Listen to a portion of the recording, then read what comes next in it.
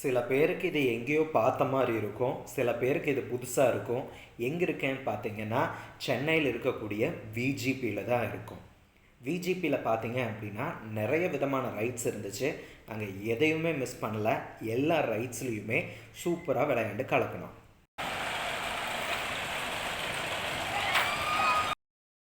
எல்லா ரைட்ஸையும் ஜாலியாக என்ஜாய் பண்ணி முடிச்சுட்டு ஃபைனலாக நாங்கள் கிளம்புன இடம் தான் விஜிபியில் இருக்கக்கூடிய அக்வாரியம்.